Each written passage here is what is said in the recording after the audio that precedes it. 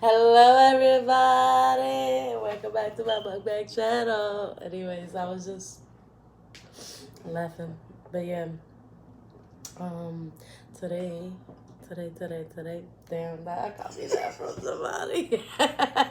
Today, we're doing a mukbang, obviously, but yeah, we got calamari rice with some stuffed shells. Oh shoot. My stuffed shells is leaking, boy. What the hell?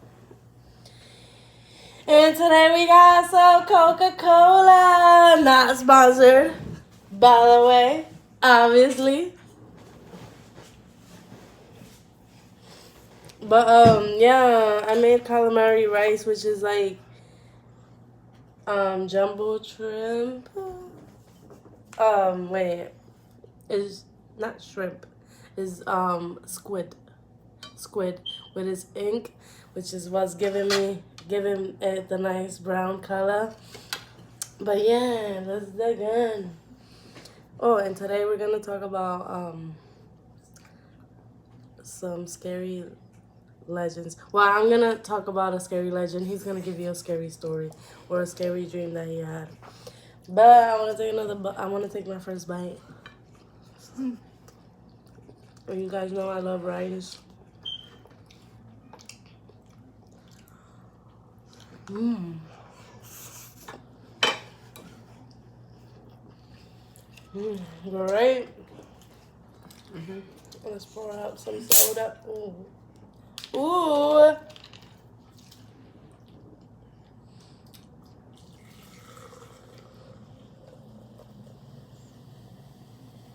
I'm over here thinking about how weird I started off this video, but it's alright because, you know, I don't edit my videos. And that's okay, right? Don't.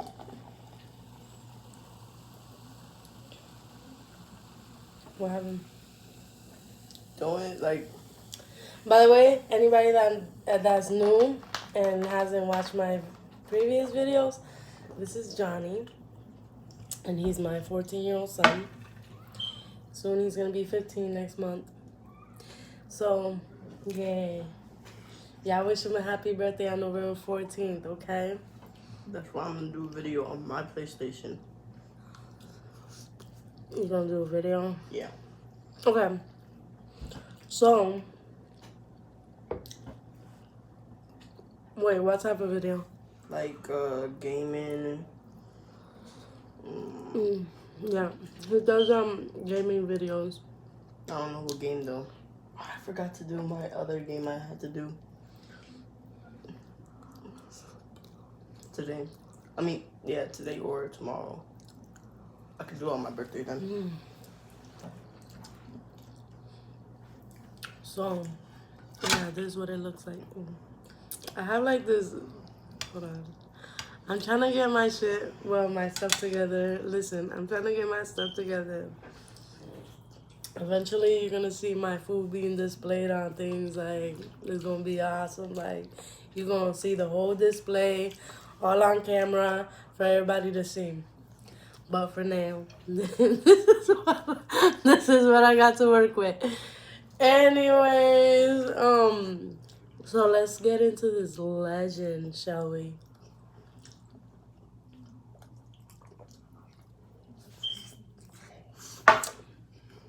This is another Puerto Rico legend.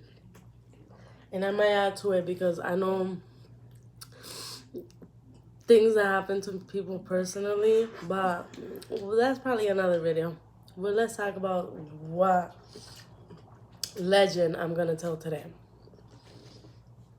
Anyways, I'm trying to get my thoughts like all together so that I don't have to do what I did last time where I was like going back and forth through the whole story, probably confusing a lot of people. But that's me. That's how I tell stories. I'll tell the story and then I'll tell like 10 different little other stories too. I don't know. Anyways.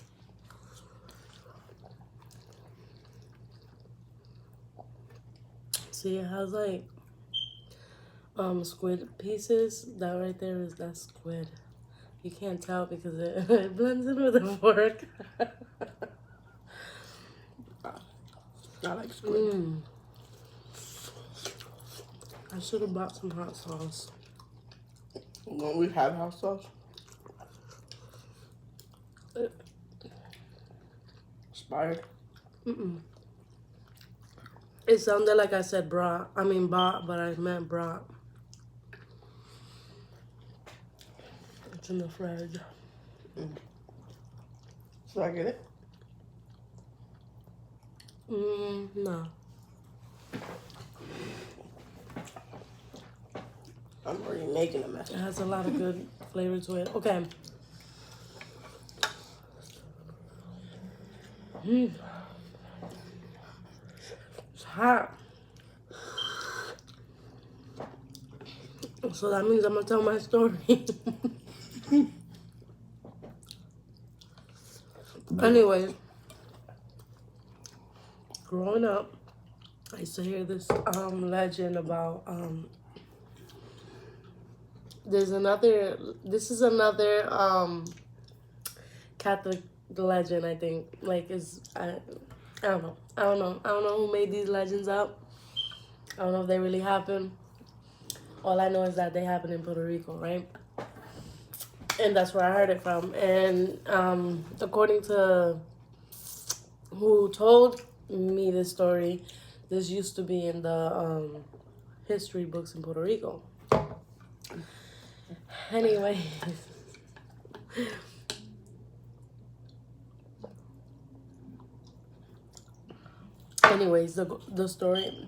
The story goes, and it's a very short story, by the way.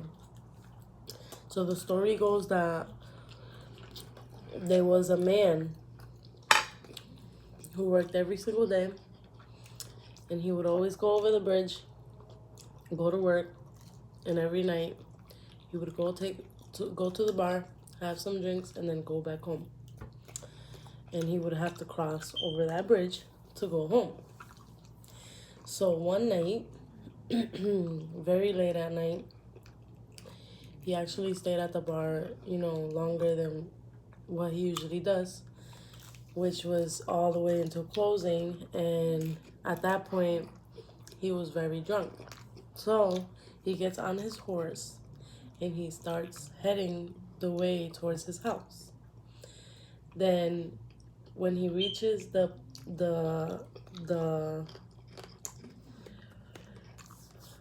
bridge, yeah, that's what I was like trying to get out of my head, like the word bridge. So when he reaches the bridge, did I say reaches? So when he gets to the bridge, right, he hears a baby crying, and he's like, that's odd. I've always been over the bridge. I've never heard anybody, let alone a baby crying. And it's always so dark. There's nobody around.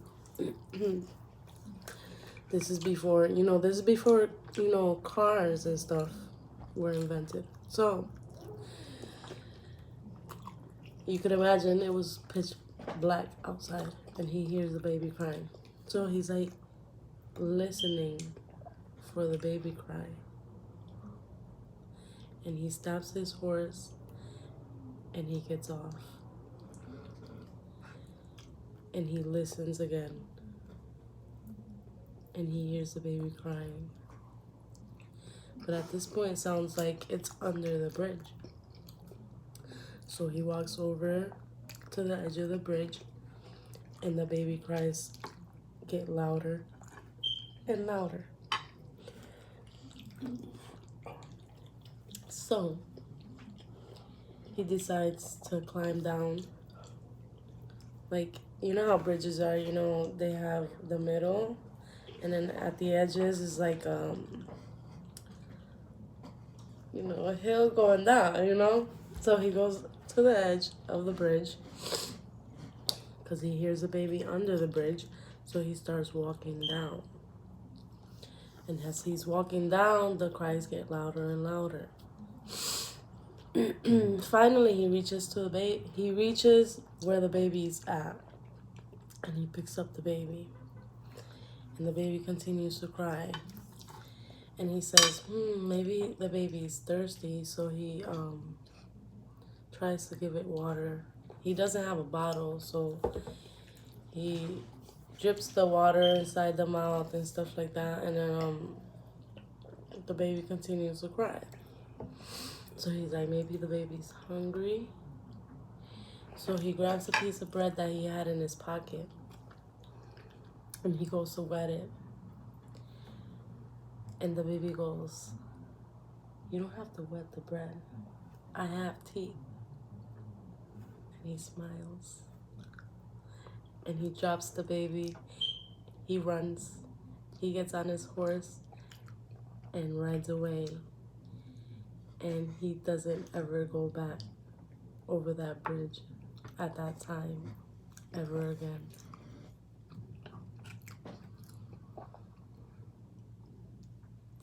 Legend has it that you can still hear the baby cry when you go over that bridge at 3 o'clock in the morning. I wouldn't know because, you know, I don't even know where this bridge is located. Oh my God. Anyways, they say that was the devil trying to, I don't know, scare him, I guess. There's a lot of legends in Puerto Rico about, like, the devil, demons, things like that. So, yeah. What's your story? You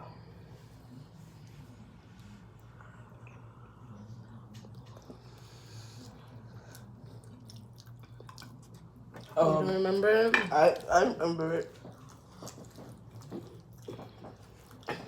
I remember when it was like I was like just going to my house and then some girl wanted to dance or something, and then when like we're almost like finished dancing, like the music was about to turn off, like she had it like I don't know how, but like it was like a little knife just came out of my pocket or something, like just appeared in my pocket. Yeah. And she hit me with She tried to stab you with it? And then what happened? She stabbed me in my back. And then you woke up? Yeah.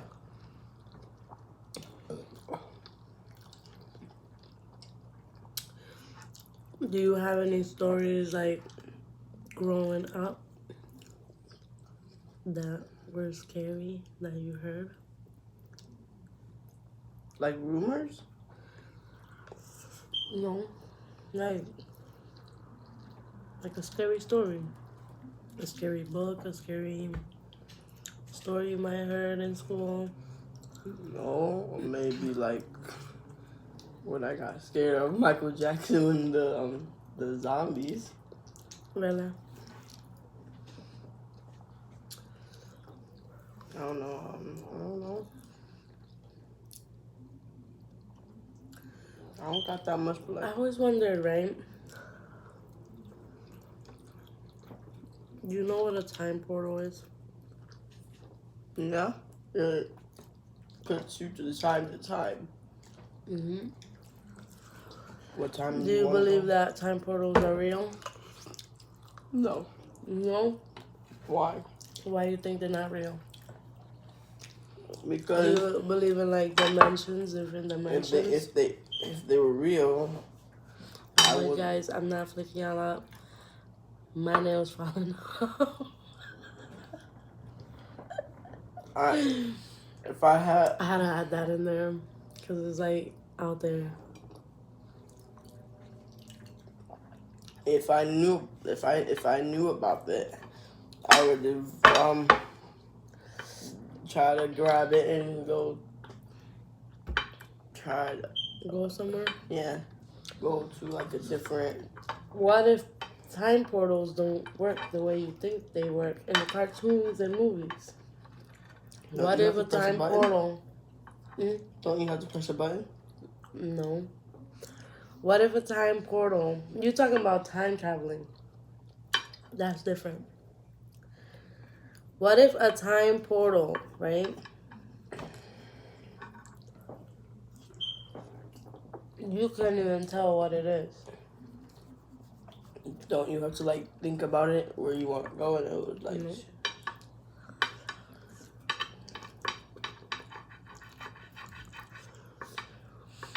Or.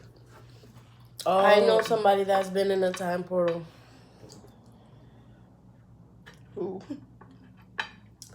My dad and my uncle. This is the story about. This is the story about a time where my dad and my uncle were young. I don't think I was born yet at the time. Or at least I was probably still a baby. And this happened in Lawrence, Massachusetts. Which we all know, Massachusetts, it's a very, very historical place. And we all know that Massachusetts has a lot of witch tales and things like that, you know. But this is not a witch tale. This is a story about a time portal in Lawrence, Massachusetts. Anyways, legend has it. I said legend has it. Okay. According to I gathered information from my uncle, and I gathered some information from my dad, and they both told me similar stories, and they both were very like, it was kind of like hard to get certain information out of them because, excuse me, that was very rude. So this information, I basically had to like smack it out of them. Nothing. Because like it was like something that they experienced that they don't ever want to think about again. So the story is that one time, and the weed must have been really good back then. Not them. Let me stop. We're not talking about that right now in this video. Even though there's not a kid video, but it's not that type of video. But anyways, so I guess my uncle and my dad were walking through the street, and they noticed that there was an abandoned house that was really nice, but really old. So they were very intrigued by this house. Like, they wanted to explore it. They wanted to see what it looked like inside. And this is the first time they've ever seen that house. Walking through that street so many times, they've never seen it. This is their first time seeing it.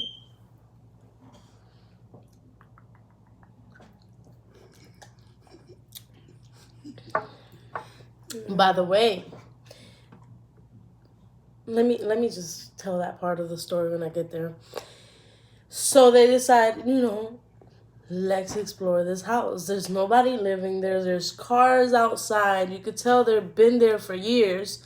Nobody's moved them. Nobody's probably visited this house for so long, because you could tell that everything's just been sitting there for so long. So they both decide, tonight, we're gonna go in that house. So they go down the street and they get to the house. And they see that everything is still the same, obviously. Nobody's moved in, nobody's been in there. So I don't know how I don't remember how they got in the house, but I know they got in the house. So as you can imagine, it's late afternoon. They're in this house. They're exploring it. And they see many things, old things, a lot of antiques that they've never seen before. Because, you know, this was what? Maybe, I think it was probably like the 80s. I know it wasn't the 90s. So I'm guessing it was like around the 80s. So these are things that they've never seen before, like old phones, the ones that you have to dial like that. They're seeing old phones, old furniture, clothing. Everything is just there without. It seems like to them, it seemed like somebody had all these things and then one day just decided to disappear and leave everything behind, and nobody touched it. They just left it there intact, and then over time collected dust and things like that. So my father says that he remembers seeing this big humongous piano, and he tried moving it because there was a door. It was like pinching a door, but he can never move the piano, so he was never able to explore that room. And mind you, they explored the house more than one time. So the first time they went, they just went to explore. The second time they said, oh, we're taking everything that is of value out of that house and bringing it with us. So anything that was silver, anything that had gold on it, like they thought, we're taking it and we're gonna try to make money off of it. So so they went in the second time and they were grabbing things. Like they had a book bag, they were grabbing things, putting it in the book bag. So and a lot of stuff was like knickknacks and stuff like that. So like you can tell that it was very expensive things, but a lot of it was like glass, like crystals and stuff like that. Like crystal glass and things like that were expensive, but you know, but were, you know, they were able to put it in a book bag and like keep walking, whatever. They were trying to pick up things that were small. Basically, is what I'm trying to get at. Things that were fit in his book bag, in both of their book bags actually. So they're grabbing things. See how I always get off of track of the story. Anyways, so they're grabbing things. At one point, my father